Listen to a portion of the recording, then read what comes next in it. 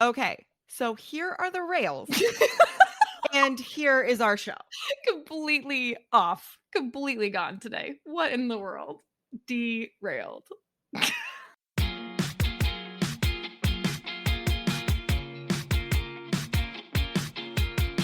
Yay, you're here. Welcome to the CK and GK podcast. Let's get going.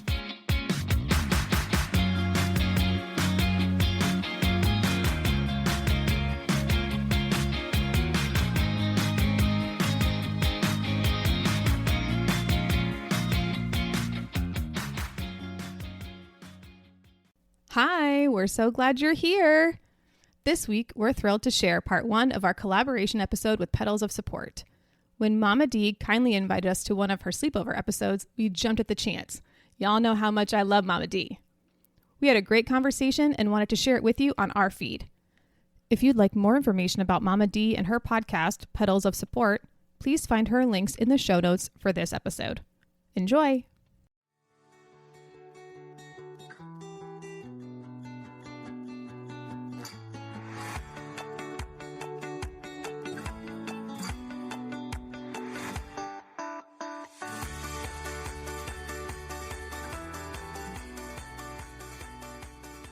And welcome back to Petals of Support. This is Mama D. Tonight we have another sleepover episode, and you know how much I love those. I have two wonderful guests. They are friends from the indie podcast world. I listen to each of their episodes every week, and I learn so much and I laugh. And what more do we want from a podcast, right? So tonight I have CK and GK of the CK and GK podcast. They will introduce themselves, and at the end of the episode we will have all of their information. So after you enjoy this episode, I know you will want to go and check them out. So welcome, ladies. Thank you so very much for agreeing to join me this evening. You both look great, and I appreciate this so much. So if you want to take turns and introduce yourselves or introduce each other, and then before we get started, I'd like to just point out that this episode will come out on a special day of the week. So because it's coming out on a Tuesday, it would just be really cool if before we get started, maybe someone could announce what day it was. I'm not, It's Tuesday! She did it! Welcome to Petals of Support and CK and GK. Yay! We're the slumber party you've been looking for all along. Yes, I've been trying to think what to, I name all of these, and I'm like, well, what? It's just the CK and GK and MD. I think that would work. Yes. There you go. I think it's great. Over. I think unless something else comes up sometimes during the sleepover, you guys say something or someone says something, I'm like, oh yeah, that's a way better title. But I think right now this will be the perfect title, and it is Tuesday. So if we could introduce ourselves, whoever likes to go first. Sure. I'm Caitlin. I'm the CK of the CK and GK podcast. I'm a former middle school teacher, and now I work in the marketing space for ed tech companies. I am a wife. I am a mom. I have a very, very cool husband and a very cool 6-year-old boy. And they both make me laugh regularly. And that right there is Jenny. She's going to tell you guys about herself too. I'm Jenny, GK, and I work in education research. So I'm a middle school math teacher, but I really study teaching and learning and help teachers get better at their jobs. I also am married. My husband, John, and I have 2 children, Abigail and Kit. Abby is 11 and Kit is 4. You got got a gap there, huh? You're like me. It's quite a gap. It's quite a gap. It makes life fun, doesn't it? It adds a little bit to the day. Yes. We got a little bit of Duggar in us that one kid is helping raise the other. Like it, yes. And Caitlin and I both live in the Austin area. So don't hold too much against us. I keep where I live. I mean, I don't just keep it quiet because I don't share. I keep it quiet because it's not exactly like the most awesome state. So, and one time I said to somebody and they're like, oh, really? I said, yeah, see, maybe I shouldn't share that. Maybe that's not like an opening piece of information. So y'all can just wonder. And I'll tell you guys after we're done recording if you'd like to know where I live, but it's a mystery for now. Love a good mystery. Yes. So I was so excited to have you both on because I have not had anyone who comes from the education field. And while I know you both have some advice to share, I hope that some of it has to do with education, not only as a parent, but maybe for kids or for the parents of kids. So if you don't have any of the information, maybe at the end you could throw in a couple pieces because it's nice to hear advice from a source. So as teachers, you might have a different perspective on how kids can work towards more success, how parents can be a little bit more supportive or maybe be less supportive. I know that as I say, I'm a fixer. I think that I'm learning now that we have another high school one to detach a little bit. And that's super important. But after you have not had to detach for it, for so long, they need you so much. And then all of a sudden it's like, now you need to kind of back off because they have to grow up. So if you have any advice on how to do that, I would greatly, greatly appreciate that. Absolutely. I mean, sure, we can get into that. Absolutely. It's interesting because I think both of us are coming at parenting and teaching. You have a separate sort of existence for a little while, right? Like you separate your home life from your school life. And as a parent, you don't really necessarily want to mix those two things, but it inevitably does happen. And for me, at least, I'm experiencing kindergarten and first grade for my son from the perspective of a parent only and no longer being in the classroom. So it is an interesting adjustment that I'm having to make where I'm like, oh wait, I'm not in control of this space. I need to just let that go. That's hard though. Yeah. I think that especially, when you've done it for a while, you do. I mean, I go into things I know we don't mean to judge, but we do. And just how would I do it differently? And there's been a few things with both kids where I'm like, it's probably not how I would have handled that. But I also then have to remember that I'm not involved. Even as the mom, I need to take a little bit of step back because they need to learn how to, especially when they're younger, respect another adult. Mom can't come in and always lay down the rules. They have to learn that other people can be in charge. And then mom's in the background just waiting. I'm like, if you don't listen, then you get mom. And that's never good. Totally. And that I can actually speak to that. That's one of the pieces of advice that I was going to bring to our slumber party today. Wonderful. Is just from a teacher's perspective. And I say this as a parent of a child who is very spirited. And I will put it that way. The sooner that you can accept that your child acts differently when they are away from you, the better off you will be, because behavior issues are going to happen. And if you have the most wonderful angelic child, behavior issues do happen because no one is perfect. And that phone call is inevitable, right? So it's sometimes hard to accept that your child would behave that way because my child would never. Right. You have those behavioral expectations and it kind of feels like an attack on you when your child is doing something incorrectly. Well, right. I agree. Well said. Yes. Because I think that is exactly, we immediately go on that defense and then we shut down and we miss what the teacher is trying to say, explain the situation because we are immediately defensive. And I totally agree with what you said. Yes. Right. And just remembering that like part of being a kid is testing boundaries, right? They're going to do that. They will have a hard time with those boundaries. They will have a hard time regulating their emotions all the time. They will do things that you won't expect or that would surprise you. I mean, think about all the surprises you've had from your child that are happy surprises, right? Like it goes both ways.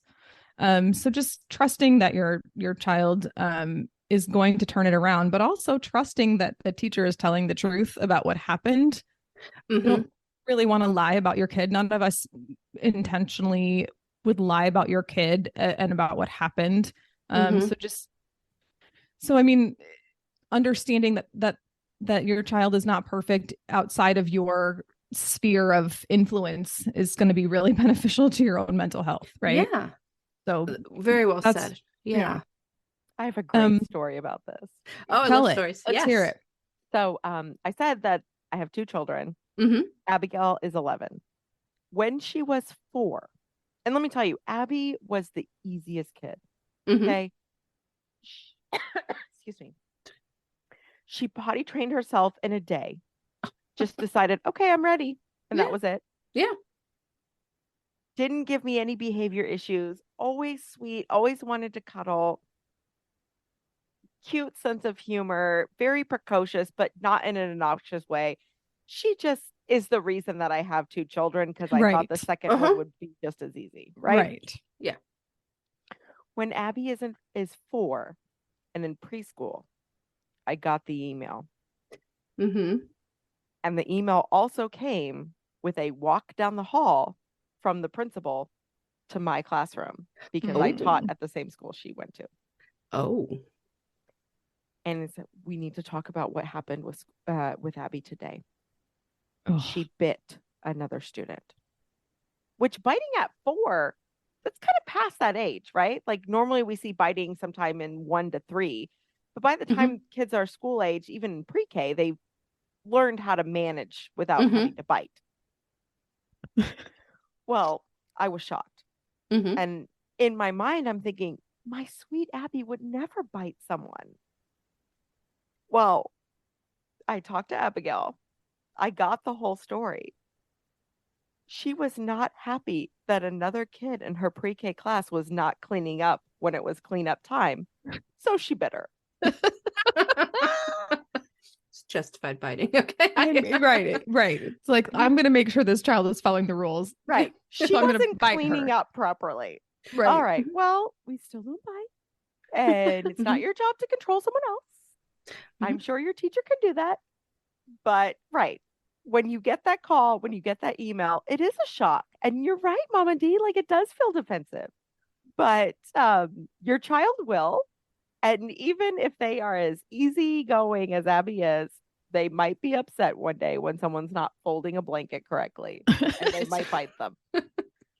I mean, I love what you just said, though, because you said, I talked to Abigail. And that was going to be my next piece that goes along with this, right? Is you ask questions. You know, my favorite question to ask, and I did this when I was working with parents as a teacher, but I also do it with my own child, is, can you help me understand? Right. Because it's not an attack. It's you putting it on yourself and saying, I don't know what's going on. Can you please explain to me what happened? And it again, it will work on both the child, they'll give you the context, and then it will work on the teacher as well. It's a great question to make sure that you don't come off sounding defensive and hurt and all of those things. And from there, you can do the problem solving and troubleshooting. And then just another like great line to throw in there for parents is, I think we have a plan moving forward. And then you share that plan, because then the teacher knows that you've taken that information from them about the child's behavior and you've absorbed it and you're ready to move on. And tomorrow is a new day and you're hoping that everything will be okay the next time that they see each other. Because you're trying to keep that relationship as intact as possible. I think that's great advice. Now, I do have a question. What does one do? Because I have a story, and I've had kind of in my home, both of my kids are truly themselves. I mean, I'm not really sure how else to say it. They are just nutty and they are loud and they would say things in this home that they would not say outside this home. And I kind of, this is a safe space. This is where they learn how someone's going to respond in a safer way than if they were to say it to somebody else. So I have when they're out and someone is telling me things that they've done and they're, oh, he's so quiet and he's so well behaved. And I'm sitting there going, I just yelled for 20 minutes to, do something. And, they're like, he follows the directions immediately. I'm like, what are you doing in this school but I realize it's because they knew that mom loves you no matter what you do. Exactly. And you can push mom. So we had one incident, and it was such a horrible story. My youngest was in kindergarten, and he's a scrappy guy. I've talked about, he believes that he can take on the world, and there's right and wrong.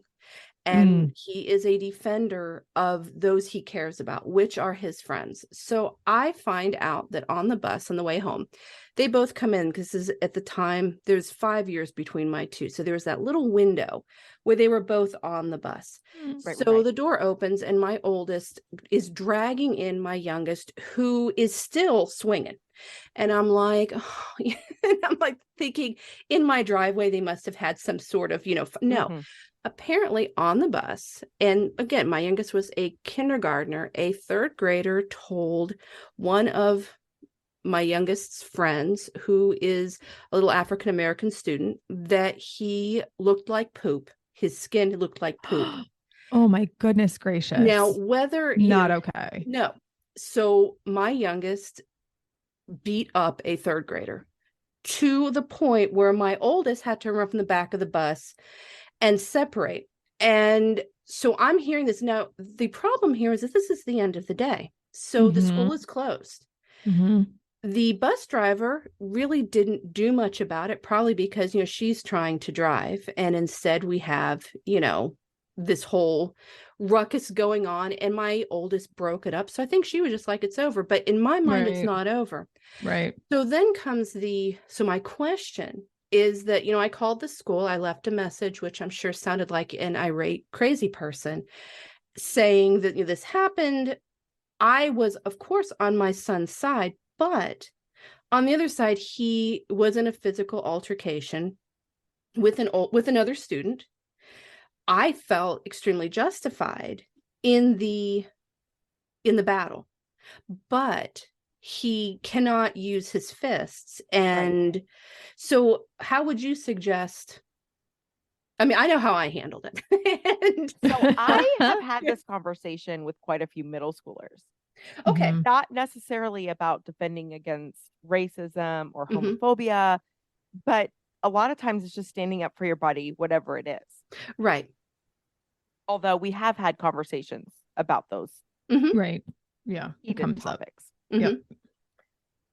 And I always say what an attorney said to me when I was going through my divorce. Go to court with clean hands.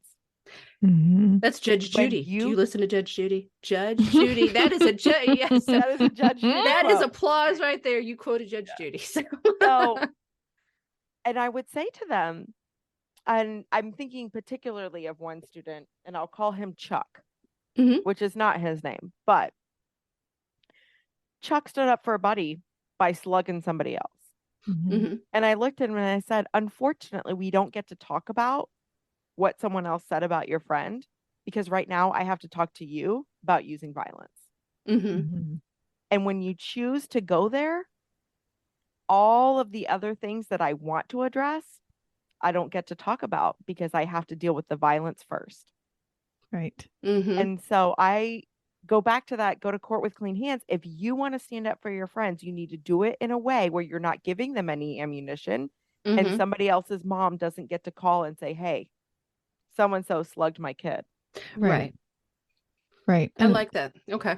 Yeah. And I think you can talk to your child and say, I understand the reasons why you said what you said or why you did what you did. I understand. Support you. And I support your thinking. There's just we can't resort to that, because then you've now taken their hurtful things and you've turned them into violence. You've turned them into a safety concern for other people. And safety is the number one thing that all schools have to be taken care Right. of, right? Like Mhm. if you are dropping your child off at school, the expectation is that my child will come home in one piece, right? So you can't be violating that. I And just told again, a kid yesterday, my number yeah, one job as a teacher is to return you to your parents in the same condition in which they dropped you off. right, Right. If you happen to learn math along the way, great. right, But Right. they're not concerned with whether or not you can add fractions if I give you back with a broken leg. right. Right. Yep. That's good. Absolutely. And I think in the event that you are the one receiving that phone call where you are so frustrated and angry by what you're hearing, Mhm. or you're getting the email, and Jenny's mentioned this before on previous episodes of our show, it is absolutely okay to take a step back from that email and not answer Mhm. the moment that you get it. It is absolutely okay to be on the phone with that teacher and say, thank you so much for telling me. I need a moment to process this. Mhm. Can I get back to you in the morning with Right. Absolutely. a plan, or even just, can I get back to you in the morning when I've had a chance to process what's going on? Can you give me 24 hours? And make it clear, I'm someone who, if a parent said that to me, I'd be like, yes, but am I in trouble? Yeah. So just make it clear, I'm feeling frustrated with my child's behavior. And I just need a moment. Mhm. Can I take that moment? I think that everyone is willing to give you that time to process it. And you can also say to your kid, we're not going to talk about this right now. I Mhm. can't talk about this right now with you. Mhm. There's a consequence coming. We will have that conversation when I've calmed down. And those are all totally acceptable things to say. But again, remembering that your child is imperfect and that those things are going to happen will help you be prepared for how to handle yourself when it does, right? Oh yeah. No, I think I'm very big on. It's amazing how sleeping on something, or sometimes not sleeping on it because it's so frustrating, and Right. you end up staying up all night processing it, does in the end sort through some things, which that is my regret in that situation, is that I immediately left 2 beautiful voicemail messages for the principal, who probably came the next morning going, oh my, and Yeah. this woman is, and when he did call me back, which he did, he was very careful with me. And I guess, not to share too much about the other child, it was a history of things. So when they had my son come in, and they did, and I had told him, you're going to get called down to the office. Right. You are going to have to Because you broke answer. a rule, Right. whether the Whether means it was right or justifies not. the end or Right. not. Right. You And I broke said, a rule. you answer the questions and you be truthful. That's what you have to do. And they really actually took his side more, because I think that his little friend, his mom was not happy with. Absolutely not. So, in the end, I think it all worked in my son's favor, because they were like, this is a whole box here we don't want to open up. We need to work on the child who initially said something that should not have been said. And Never been said, right? and when you look back, I still kind of question if he literally I wonder if he meant something different, kind of like, you're dirty, you're not a racist comment, but who knows? And it doesn't matter. It's it doesn't. intent versus impact at that point. Right. And that's a Right. conversation to have. Yes. Right. So it was very, and I will say that was one of the only times that I wish I had waited. I really wish that I had, but that was, my goodness, how many years ago. And we grow and we realize the power of our words and why we should take a little pause. And that's come with age. I'm learning that. So my grandmother was an educator for years and years and years. Of course, during a time before email. This is back when you would send the letter safety pinned to the back of your student or to their backpack, right? Yep. And she had a parent write a response that was less than kind. And it was obvious that this was reactive rather than responsive, right? And she just wrote on the bottom of the letter, did you really mean to send this today? And sent it back with the kid. Wow. Yeah. It's amazing what taking a beat will do. If she Yes. had written that letter at 4 o'clock in the afternoon and then read it again at 7 a.m. before she sent it in, she probably wouldn't have sent it. Exactly. But we live in a time where communication is instantaneous. Yes. And sometimes we spend less time thinking about what we should have said versus what we can say. Yes. But also, in this case, I'm with you, honey. Right. Your kid is Right. standing Like, up for yeah, somebody your else. kid Yeah. did it right. I Who- mean, who probably Again, Yeah. like we got to talk about the violence issue, but he's Yeah. standing up for his buddy against someone who made a racist comment. Okay, yeah, let's move like on. I'm here for it. I'm here for what your kid did. Like, get it. Yeah. You'd have to meet my youngest. He is as I was telling Jenny earlier, he is an enigma. He truly is a interesting individual, and I appreciate him for that. But he has kept me on my toes. Talk about, I think, I always say God gave me this easy, calm, Amen, just, honey. gentle soul and I was telling So people you would that take the second yes, one. I'm like, I am the best parent there is. I'm like, I went to college for this. I have degrees. Check me out. This kid's going to rule the world. And then it was No, like, the big guy had that kid in his back pocket and said, Yeah. okay, we'll send her to her Yeah. after we get the first one done. Right. Yep. And then he arrived and I'm like, whoo, he makes life super fun though. I will say that. Does his name happen to be Christopher Ryan? Because that's my son. No. Number 2.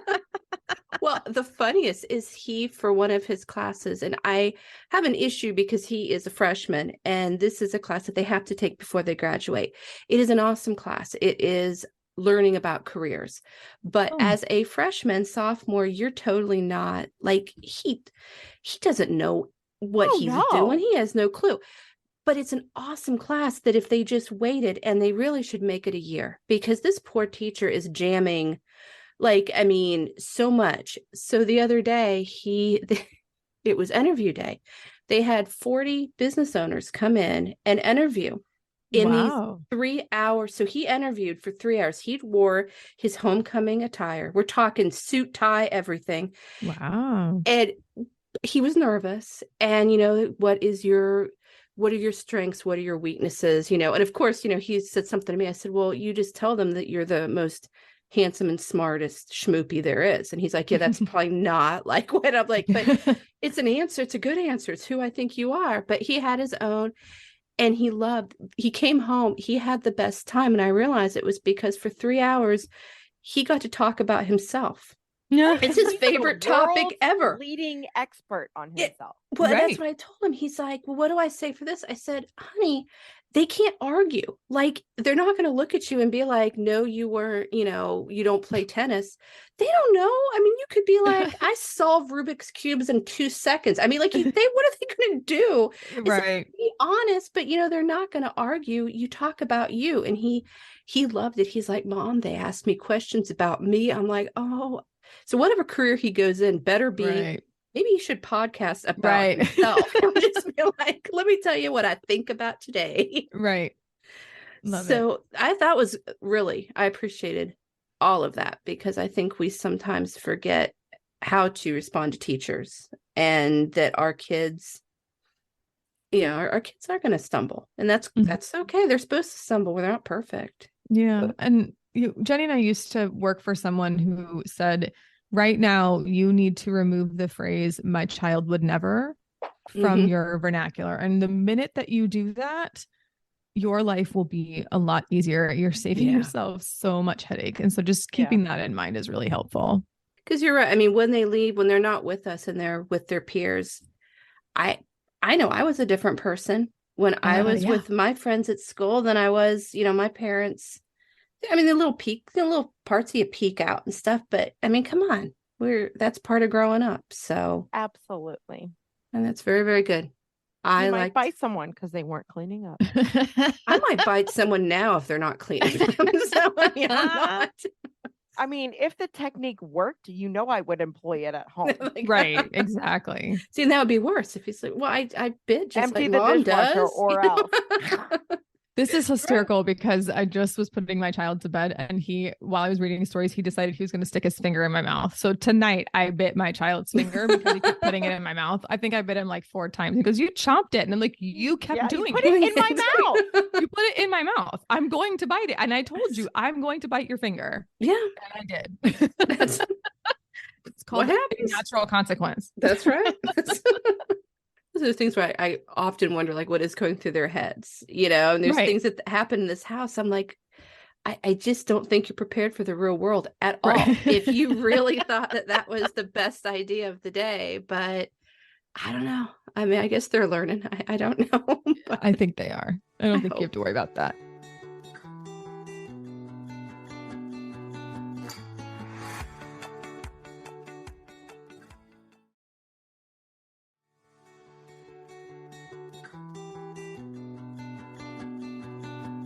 But those were good. So, did you have more on teaching, or because we could keep going with that, or did you have? I have think another Jenny does. teaching one. Yeah. Okay, yeah, Praise the process, not the product. Mm. okay. And this is good for you as a person, Mm-hmm. giving yourself self-compassion, but also for children or people in your lives, whether they be young or middle-aged or old. Okay. Work on your own growth mindset rather than living in this fixed place of this is too hard for me or I can't do this. Employ the most important word in the English language. Yet. I can't do this yet. I can't do this right now without help yet. But with time, I might get better. Not just time. I'm going to throw this out there because this goes back to your initial statement. Process, not product. So not just time, but also practice. You have to work at it. It can't just be that I shoot a basketball and then 3 weeks later, I haven't shot one in between those 3 weeks, but I'm going to be better at it now.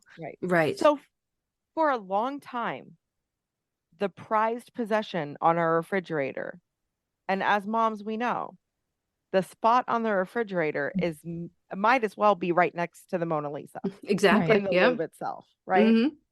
Was a spelling test with a grade of 76 because I was proud of the work that she did to earn that 76. Yes. Right? I know that she could get 100 on a math worksheet. Mm-hmm. So I didn't see growth there. But when she worked really, really hard to spell 3/4 of the words correctly, that got nailed up on the mantle. Because it's the process. It's the idea that she is working really hard to master this skill.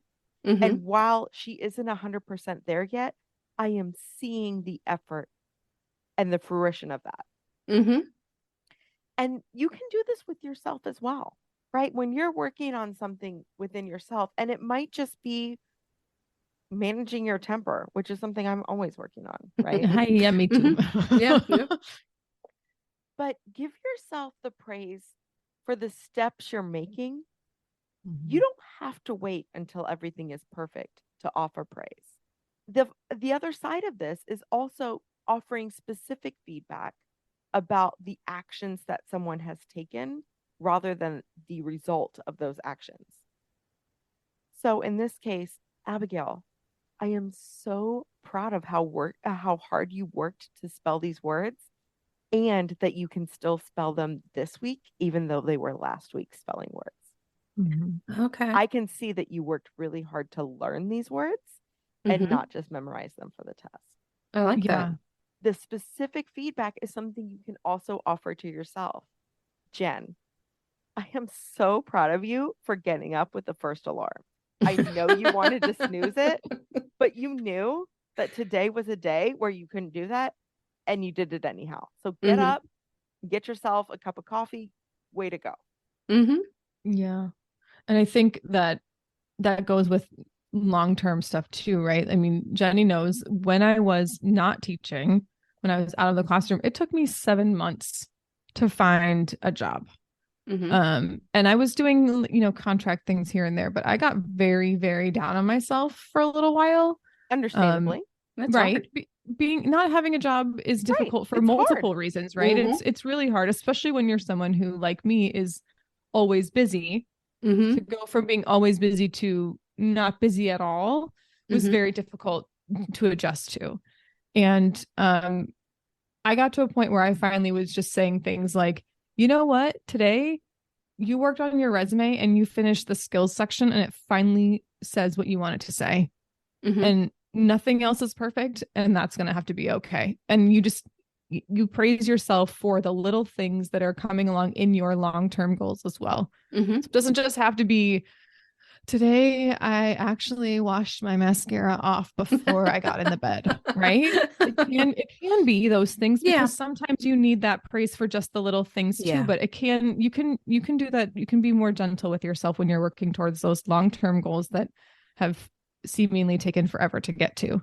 Because I could sit around and complain about it and not work on things and be exactly where I was, 5-6 months ago or whatever, however long. Or I could, be happy with the work that I have done and say, this is now a step in the right direction. And I'm going to praise myself for that step in the right direction, even though I haven't met my long-term goal for a longer term than I intended to. Right. I think that's excellent. I mean, 100% agree. That is excellent. I'm thinking of my kids in high school. They take certain classes, and I think, when they're younger, we have that mindset, A's. At least that's what I grew up with. You had to get A's, that you just, anything less. And so when I became a parent, you kind of go into it with that. And now that they're, well, one's graduated, but the other one, these classes they're taking are not what I took when I was in school. They have upped what they teach and what they offer where we live. And I said, it was when my oldest was taking one of them, and he had studied. I mean, I saw him studying. I saw him putting in the work, and he got a C on the test, and he didn't want to tell me about it. And I said, and I think I said something, and he's like, well, it's not an A or a B. And you said I have to get A's or B's. And I realized I was incorrect. And I said, you know what? If I see you working hard and you get a C or a D, you worked hard. I am so proud of you. I saw you put in the effort. Now you get a C or a D, and I've watched you on TikTok for days, or I have watched you, you're out kicking a soccer ball instead of with the books. Well, that's a little different. You're going to be in trouble because you did not put. C is your best work. I am so proud of that C. Right. I said, gosh, I mean, I can't imagine what this test was. And you put in so much time. I am proud of you. And so with my youngest going into high school, that is what I said to him. And I also realized with him, he is such a perfectionist. We're working on managing his own expectations of himself. Yes. Where he took a test today, and it was over the Old Man and the Sea, which apparently he did not enjoy. Something about fishing for like 400 years. I don't know. It's a little dull, I'll be honest. Yeah, he was not pleased. And then he's like, did you read it? I'm like, if I did, I blocked it out. Like, I mean, I do not know what you're talking about. It does not live inside of me. No. Right, exactly. It was replaced with probably like, Spice Girls music or something. Like, I mean, we've replaced some things goes out, So, and he came home today and he was extremely upset. And he said, I think we need to lower our expectations, that if I get a C, we should celebrate. And I said, I watched you study. I watched you reading Cliff Notes. I watched you taking practices. I watched you. I said, so lowering what expectations? I said, that's excellent. I'm proud of you. But I can tell that I need to keep reinforcing that, because he definitely is a little bit more of which, I mean, we should want to do our best, but not to where it becomes upsetting when we don't. And my expectation is that you do your best. Right. My expectation is not that you are the best. Right. And there's a big difference. Right. Yes. I like that. Yeah. There's a book by Christian Neff called Self-Compassion that kind of walks you through offering yourself these types of phrases and offering yourself the type of compassion that we often to our children or to others. And it really changed my life. her We are her so work hard on is- ourselves. right. Oh, Yeah.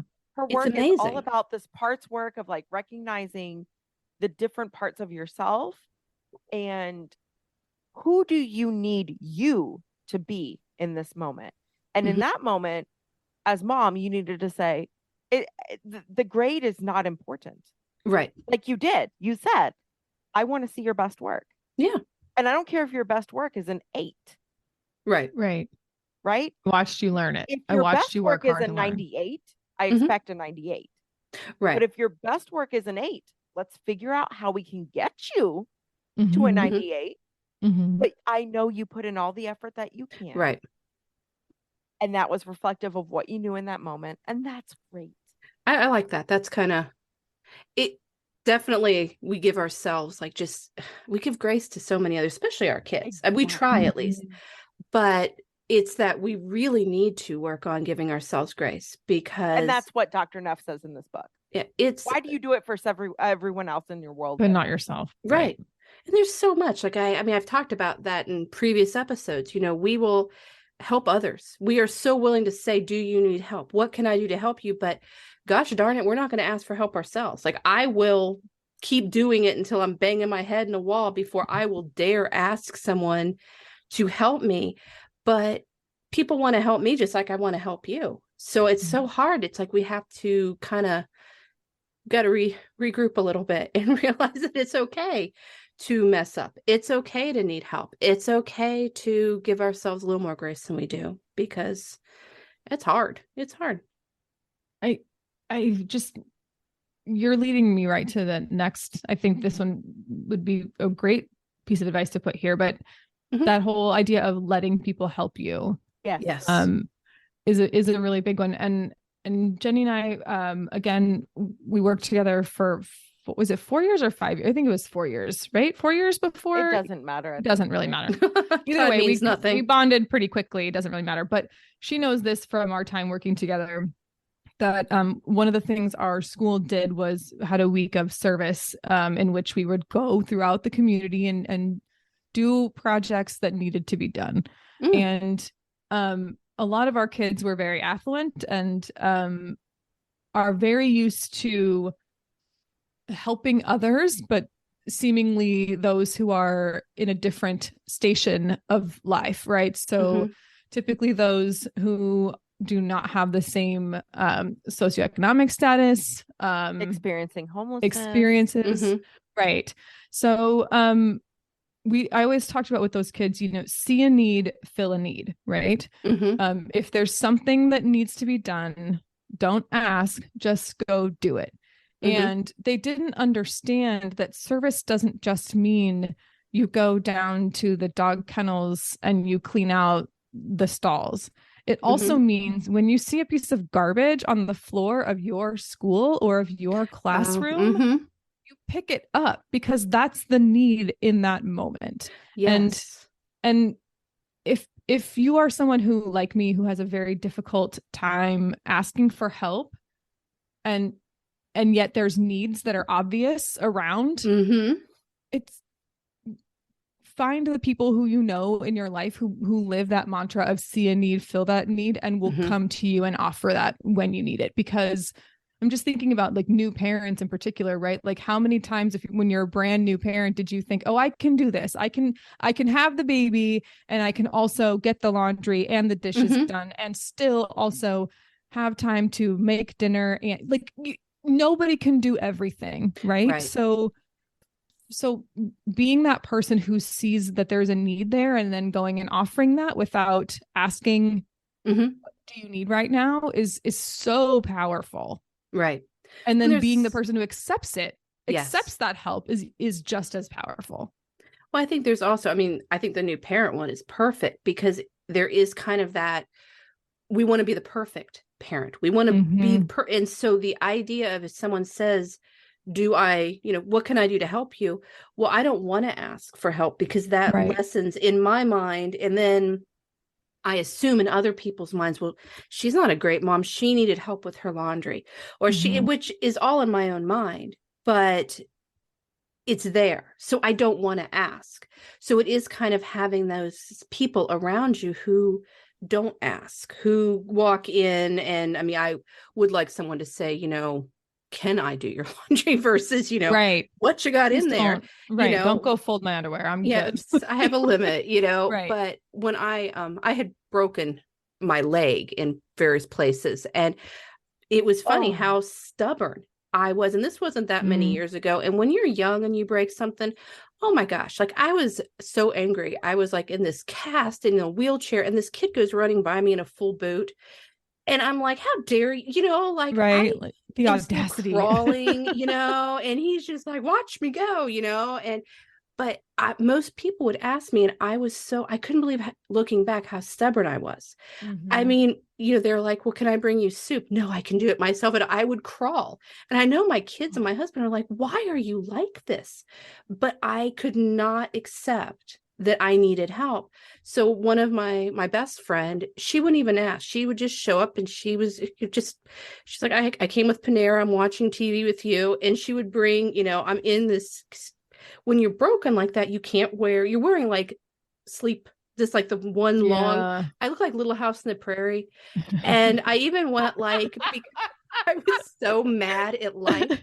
I picked the most hideous ones off Amazon, like with the fake embroidery. Nice. And my husband would walk in, he'd be like, oh my gosh. Really, that one? Yeah. Yeah. He's like, what color is that? I'm like, just leave me alone. It was so pathetic. It's from the Laura Ingalls Wilder collection. Right, I'm like, exactly. you just, don't I look appealing to you? And he just walked by, but she'd walk in, and there I was in this, hideous outfit, crying because I was just a mess. And she'd be like, well, here's, what was like, here's McDonald's fries and a Coke. Let's watch Toddlers and Tiaras. And she bless just her. knew, right. And I thought, that is the kind of person that I want to be. And from that point on, I have tried. We try. I'm sure there's times I could have stepped in and I didn't. And so I'm getting better at looking for those needs and seeing a need and filling a need, because I think that's still a learning process as well. Because it is ingrained in you to ask, can I help you? And, when you have me, who's this stubborn person that's like, no, I will make you breakfast. I'm like wheeling myself around. The kids are like, no, I could have cereal. I'm like, no, it's bacon and eggs. And they're like, why are you making this stuff? Right.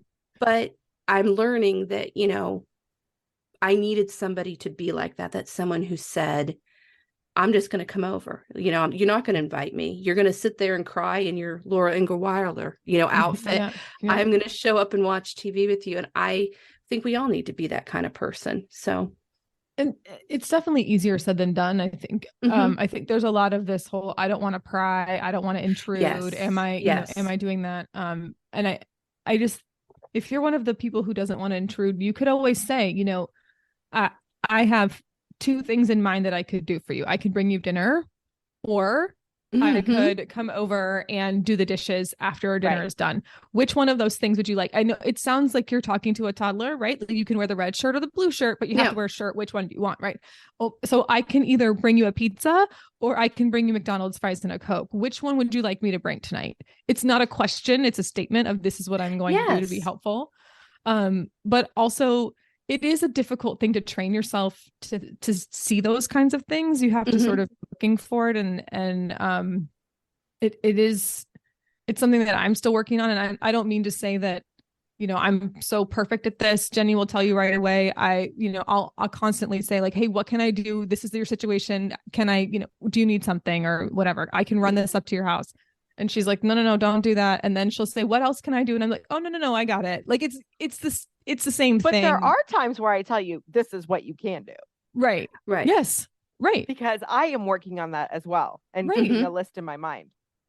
I will tell you, one of the most beautiful moments for me was when I was home on maternity leave after I'd had my second child. And I kept up with some of my tutoring appointments. And this mom drove her daughter to my house, which was probably 15 miles from hers. And because it's only an hour-long appointment, she stayed. And I said, of course, you're welcome to stay. Please hang out, watch TV, do whatever you want to do. She looked and saw that there was a pile of dishes on the counter. And she said, I'm just going to wash dishes. And for an hour, I sat there and nursed my son Mhm. while teaching her daughter math. And she stood at my kitchen counter and washed dishes. And at first, it felt extremely uncomfortable. And then I realized, no, she has 3 children of her own. This is her way of paying it forward. I'm not going to stop her from washing dishes, just like she's not going to stop me from teaching her daughter math. That is a good story because I was thinking how uncomfortable I would have felt looking over, but I love that you. At first, I was. Yes. Oh, And then I man. said, you know what, Jen? Give yourself this break. Yeah. She saw that you've got a pile of dishes. She knows you have a 2-week-old baby, Mhm. and you're meeting with her daughter to teach her Right. algebra. Right. Let the woman wash your dishes. Right. Mhm. If Oh, I love nothing that. else, you've earned it, right? Like you're sitting there nursing a 2-week-old baby, recovering And from talking all about of y that. equals mx plus y. And exactly. And explaining slope. Like you have earned someone doing the dishes, but Mhm. that's just, I love that story. But it must have, I'm just thinking about for myself. I can totally understand why you'd be like, oh my gosh, please just don't do my dishes. Mhm. And that's an awkward situation too, because also you're working for her, right? Right. So, so that's another layer of, oh my gosh, please just don't. Oh, like, and you just know don't. I did not turn down the check when she paid me at the end of the hour. Of course you did not. I wasn't going to say, oh, well, you did my dishes. I said, you know what? You She did my doing my dishes, dishes. and thank you Yeah. for this fee. Yeah, Yeah. and thank you. Right. And I'll see you again next week. Right. When maybe I'll need some sweeping. Yes. And I give that mom, what a great person. That is Oh, excellent. she was phenomenal. That She is was phenomenal. just, and I love It was how it, just beautiful that Yeah, she said, oh, let me just do this. I have 3 children. I know what it's like. yeah. Oh, that's Love an it. excellent story. Yep. Thank you so much for listening to part 1 of the Don't Bite Your Friends Sleepover with Caitlin and Jenny from the podcast CK and GK. Please come back on Thursday for episode 93. That will be part 2. There is more advice. There are 5 questions and there's a lot more laughter. I hope you have a great week and I love you all.